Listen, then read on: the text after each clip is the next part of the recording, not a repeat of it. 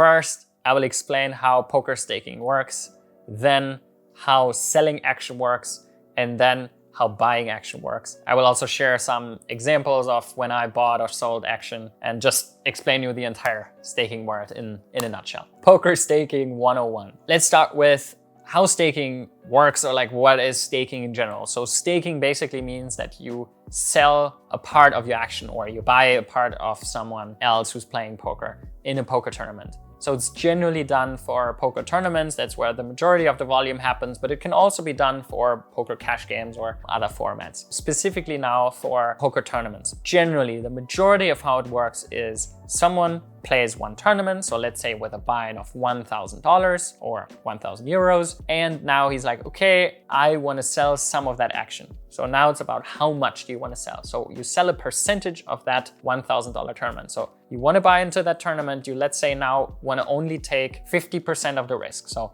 now you can sell 50% of the action. The other important thing that comes to it is the markup. So markup basically describes a premium you charge on top of the price. So if the markup is 1.0, so no extra cost, then at 50%, the investor or the person buying the action would put up $500 of the $1,000, so 50% of the buy-in. If there's a markup, you multiply the buy-in with that markup. So let's say the markup is 1.1, so 10% premium, then it would be 1,100, and therefore 50% would be $550 for the same 50%. So you would pay $550 and then you get 50% of the total cashes. So this is what you do when someone is most likely a winning player in a tournament. He charges something extra because you're generally expecting that he maybe wins even more than that on average, and so both are earning. The player gets some extra and the investor also gets a good cut. So that is the general idea of how staking works. And it's being practiced in a lot of different tournaments on low stakes, mid stakes, and high stakes, and the super high roller. It's a very common thing. Swapping is also something on a separate note where people exchange parts. So we're both playing the tournament and we swap 10%. So I get 10% of yours, you get 10% of mine,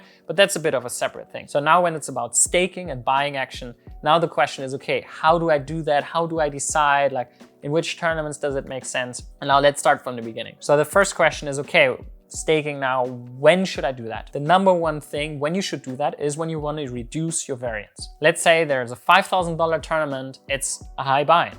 So maybe you only have $50,000 to your name. You shouldn't just risk $5,000 in one tournament. You should reduce that risk. So you want to reduce your personal variance. And now this is always a bit different when poker is a hobby versus when you are a pro. Whether you think your long-term average is losing or winning, that's a big difference. But let's focus on that aspect where we think that we're long-term winning in a tournament. There, you want to conserve your bankroll, right? You don't want to go bankrupt. So you don't want to play a $50,000 tournament if you have a $50,000 bankroll. If you bust a tournament, you don't have any funds to continue. So generally staking is being done to maximize or conserve your bankroll and maximize your long-term survivability, or the way you can utilize your bankroll. There's a lot of misconceptions around it, which I want to go a bit into later. And the key thing as a poker player you need to ask yourself is, what do I think my ROI is in that tournament? And that is probably one of the biggest misconceptions, where it's very hard for human brains to understand the difference in standard deviation and variance with varying win rates, right? So let's say, what is the difference between if you're a slight winner,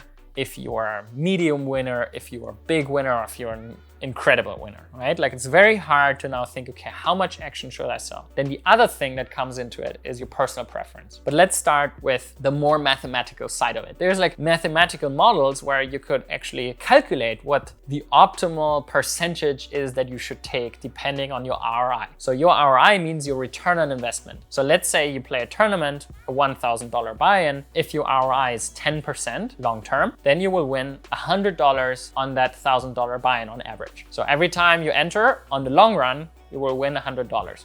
But in the short run, variance, you could also just bust 20 times in a row and lose 20K. You could also run really hot and bink. So variance is the thing that describes the short-term swings, but your ROI is the long-term average of what you're winning. When it's about staking, your ROI is crucial. It's super relevant with bankroll management, but also very relevant with staking. The reason Why it is so important is you want to start from that point, because you want to create a good long-term environment for yourself and for the person who's buying your action. So now let's take the example of someone who is a mid-stakes player who plays maybe $50, $100 tournaments online. And now he asks himself the question, okay, I have maybe a 30K bankroll and I want to play a $1,000 live tournament. How much should I sell? How does that work? The first thing you should look at is, what is your win rate online? Right? If you are a slight winner online, that will translate into your live play to some degree. If you have live experience, yes or no, or if you're absolutely crushing online, that's already a big difference. So if I would analyze that player, I would look at how he's playing online and I would look at how much live experience he has, and then I can somewhat gauge how good he will perform in the live streets. And from that point on, so if I think that player now has a 20% ROI in this 1K, then I would say he should probably sell some action, because 30 buy-ins is probably too little for a bankroll. Depending now on his personal preference, how much risk he wants to take, I would say you should probably sell, I would personally sell between 50 and 30% of my action in this tournament. That is on the lower end of the bankroll management, but it also, and now this comes to the selling action, it depends on your markup. So if you have a 20% ROI, now it depends on what markup can we achieve.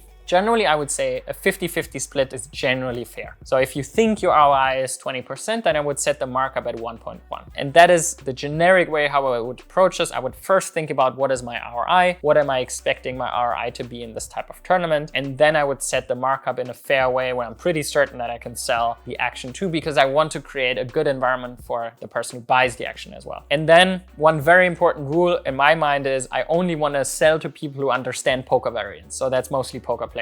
Because people, friends or people outside, like, they don't understand that 80-90% of the time they're going to lose their money. They maybe aren't prepared for what's to come. So generally sell to people who understand poker, who can evaluate your skill optimally, so that you have a nice relationship between seller and buyer. And try to sell action depending on how much personal risk you want to take. If you feel good with losing that money, that always should be very high priority. If you don't enjoy bigger swings, then maybe sell, in this case, 70 or 80% of your action. This is generally how it works. So you look at your bankroll, you look at your estimated ROI, you then decide how much personal risk you want to take, you decide how much action you want to sell, and then it's about where to sell. I would generally start with your personal circle. And that's the best way to start. It's your friends, your poker friends, people in that surrounding. The next thing, if maybe they don't have the financial means, then it would be poker networks, right? It could be your community or like extended friends, like the next person that's buying action in that area. There's a lot of people who do that, who have an idea. It also gives you great feedback. If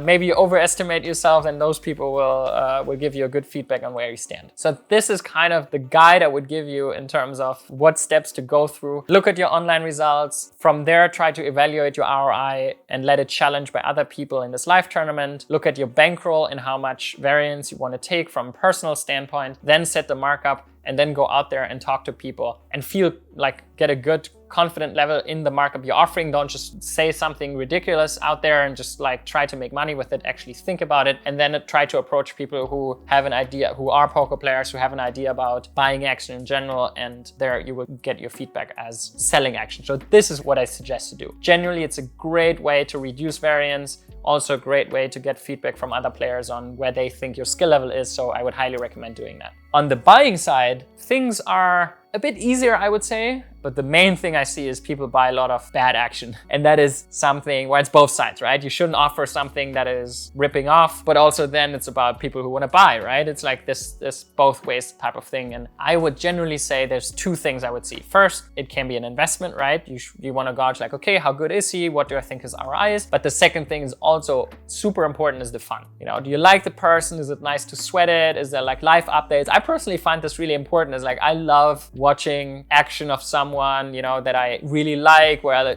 I love to see that guy win. This already itself is a lot of fun. So I like buying action of people I really enjoy seeing to win. So that I wouldn't underestimate. And for me, it's a mixture of those two. So I try to evaluate. I only buy from people I know. So I never buy action from someone I don't know. So I know how they play. I have a good idea of their win rates. And this is something I've spent a lot of time in. So I think all my buys are plus EV. And then I also only buy in people that I really want to see win. So this is my combination, my suggestion on how I would suggest you to buy action. And generally, the number one tip is don't buy action of people you don't know or you don't know their skill level. generally terrible. Number one rule, don't buy people's action that you don't know. It's mostly overpriced. 90%, 95% of action that's out there is overpriced, and it makes the market better if you don't buy that action. Yeah, so don't buy on these platforms unless it's like someone that you really enjoy sweating, and don't just randomly buy it to think like, oh, I'm going to make profit of that. Buy it when you feel like it's cool to sweat, you enjoy watching that person play, or like it's, you know, fun for you to watch the stream and then have a percent of that player. Like if that's what you enjoy, then that's cool. But in terms of, don't think that you just make easy money with it. It's not that easy. You need to have good experience in that area. So this is my take on selling and buying action. There's obviously much more to that, but I hope I could break up some misconceptions around how that works. Again, general takeaway, most of the action is overpriced. You gotta know the people who you're buying from optimally. You know how they play online, their life experience. Poker staking is generally people trying to sell at markups that they shouldn't be selling at. Stay aware of that, and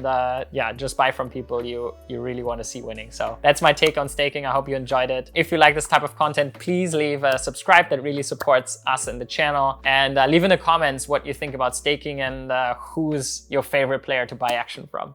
I'll see you guys soon.